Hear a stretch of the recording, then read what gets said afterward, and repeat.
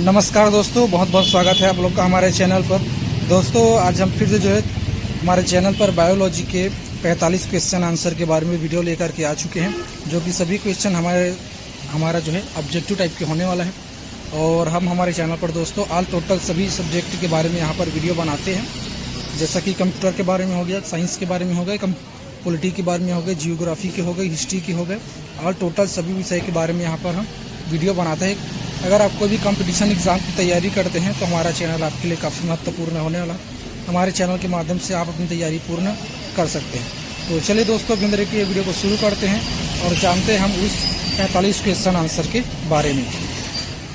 आज का हमारा पहला क्वेश्चन 880 से स्टार्ट होगा और 880 से स्टार्ट होकर के 925 तक जाएगा दोस्तों, जिससे कि हमारा यहाँ पर 45 क्वेश्चन का टारगेट पूर्ण हो जाएगा।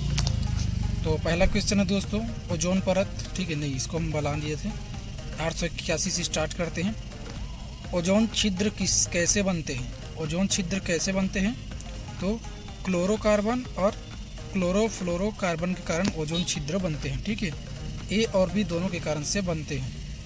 अगला है ओजोन की मात्रा अधिक होने से जीवों में क्या होता है? ओजोन की मात्रा अधिक होने से जीवों में क्या होता है?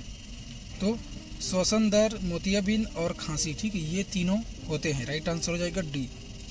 अगला है मानव पाचन नाल के किस भाग में पेरिस्टेटिक गतियाँ नहीं होती है?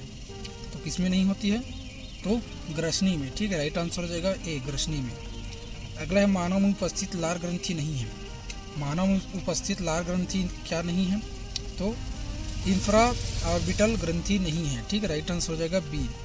अगला है स्तनधारियों की ग्रास नलिका श्वेतनलिका स्तर बना होता है। तो किसका बना होता है? तो साल की उपकला का बना होता है। अगला प्रश्न है अमाशय का पतला दूरस्थ भाग कहलाता है। अमाशय का पतला दूरस्थ भाग क्या कहलाता है? तो पाइलोरस, ठीक है, पाइलोरस कहलाता है।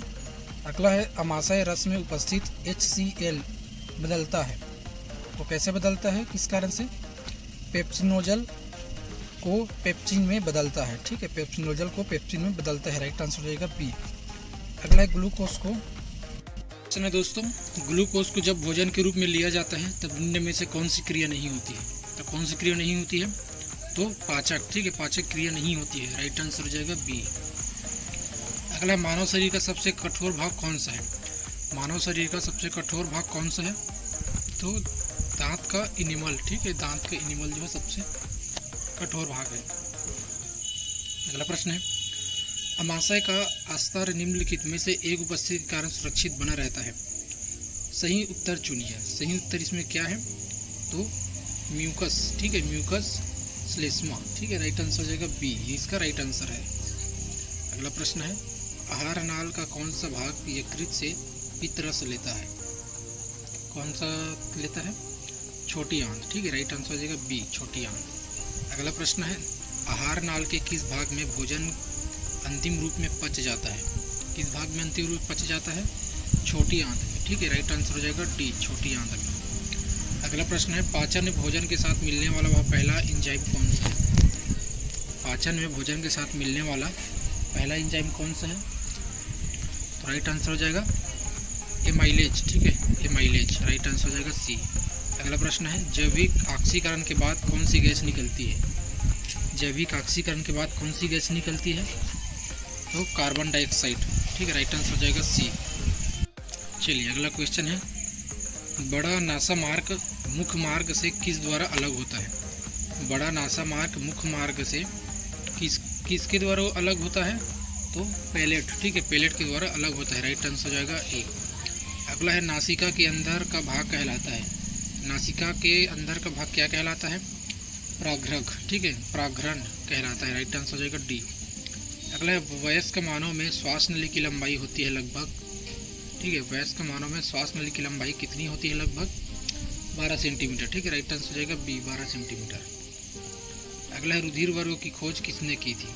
रुधिर वर्गों की खोज किसने की थी? तो कार्ल लैनिस्टर ने की थी, ठीक है, कार्ल लैनिस्टर, ठीक है, राइट आंसर हो जाएगा सी। अगला प्रश्न है मानव का हृदय एक मिनट में कितनी बार धड़कता है? तो मानव का हृदय एक मिनट कितनी बार धड़कता है? 72 से 75 बार। राइट आंसर हो जाएगा ए। चलिए अगला प्रश्न है, अग्र महाशिराएँ रुधिर को, ठीक है, अग्र महाशिराएँ रुधिर को क्या करती है? शरीर से दाहिने आलिंद में पहुंचाती है। ठीक है, शरीर से दाहिने आलिंद में पहुंचाती है। राइट आंसर हो जाएगा ए। अगला प्रश्न है, पल्मोनरी, ठीक है, पल्मोनरी शिरा खुलती है या रुधिर लाती है? क्या होती है? बाएं आलिंद में लाती है। ठीक है, राइट आंसर हो जाएगा बी। अगला प्रश्न है, दाएं निलय में अशुद्ध रुधिर किस अंग में आता है? तो किस अंग में आता है? फेफड़े में आता है। ठीक है, राइट आंसर हो जाएगा ए। अगला प्रश्न है, मानव की वृक्क की संरचना में कौन सा भाग सम्मिलित नहीं है? मानव की वृक्क की संरचना में कौन सी भाग सम्मिलित नहीं है? मूत्र मार्ग। ठीक है, राइट आंसर हो जाएगा बी। अगला प्रश्न है, वृक्कों की निस्यंदक इकाई को कहते हैं? ठीक है, वृक्कों की निस्यंदक इकाई को क्या कहते हैं? नेफ्रॉन कहते हैं। ठीक है, राइट आंसर हो जाएगा डी, नेफ्रॉन। अगला है, मानव की श्वास नली की दीवार में होती है? मानव की श्वास नली की दीवार में क्या होती है? सी आकार की होती है। ठीक है, सी आकार की होती है मानव की श्वास नली। अगला प्रश्न है, दायां फेफड़ा कितने पिंडों में बांटा होता है? दायां फेफड़ा कितने पिंडों में बटा होता है? तो 3 पिंडों में बटा होता है। अगला, वायु कोश किन कोशिकाओं से बनता है? वायु कोश किन कोशिकाओं से बना होता है? सल की उपकला से बना होता है। राइट आंसर हो जाएगा ए। अगला प्रश्न है, मानव हृदय में कक्षों की संख्या होती है? मानव हृदय में कक्षों की संख्या कितनी होती है? 4। ठीक है, 4 होती है। अगला प्रश्न है, हृदय में ध्वनि लंप एवं डंप उत्पन्न होती है? चलिए, तो राइट आंसर हो जाएगा वाल्व के कारण यह क्रिया होती है। अगला प्रश्न है, हृदय पेशी तंतु होती है? अगला क्वेश्चन है दोस्तों, हृदय पेशी तंतु होते हैं? हृदय पेशी तंतु क्या होते हैं? अनैच्छिक होते हैं। ठीक है, राइट आंसर हो जाएगा सी, अनैच्छिक। अगला क्वेश्चन है, बाएं आलिंद तथा निलय के बीच कौन से कपाट होते हैं? बाएं आलिंद तथा निलय के बीच कौन से कपाट होते हैं? मिट्रल। ठीक है, मिट्रल होते हैं। राइट आंसर हो जाएगा बी। अगला है, स्तनियों में एसए नोड के द्वारा हृदय आवेश आरंभ होता है, अतः इसे क्या कहते हैं? तो इसे मायोजेनिक कहते हैं। ठीक है, राइट आंसर हो जाएगा डी। अगला, संकुचन के दौरान निम्नलिखित में से कौन सी संरचना हृदय के भीतर रुधिर को वापस विपरीत दिशा में बहने से रोकती है? तो राइट आंसर हो जाएगा ए, हृदय के भीतर स्थित कपाट। अगला प्रश्न है, ऊतकों से बाहर आने वाले रुधिर में किसकी मात्रा अपेक्षाकृत अधिक हो जाती है? किसकी मात्रा अधिक अपेक्षाकृत हो जाती है? कार्बन डाइऑक्साइड की। चलिए अगला प्रश्न है, रुधिर परिसंचरण की खोज किसने की थी? रुधिर परिसंचरण की खोज किसने की थी? विलियम हार्वे ने किया था। राइट आंसर हो जाएगा ए, विलियम हार्वे। अगला प्रश्न है, जन्म के बाद किसमें विभाजन बंद हो जाता है? तो किसमें विभाजन बंद हो जाता है? तंत्रिका कोशिकाओं में जो विभाजन बंद हो जाता है। अगला प्रश्न है, विकास के दौरान मस्तिष्क में कौन सा भाग के आकार में सर्वाधिक वृद्धि है? तो राइट आंसर हो जाएगा अग्र मस्तिष्क। ठीक है, अग्र मस्तिष्क। राइट आंसर हो जाएगा ए। अगला, व्यक्ति के सामान्य मस्तिष्क का भार कितना होता है? कितना होता है भार? 1.5 किलो का। ठीक है, भार जो है 1.5 किलो का होता है।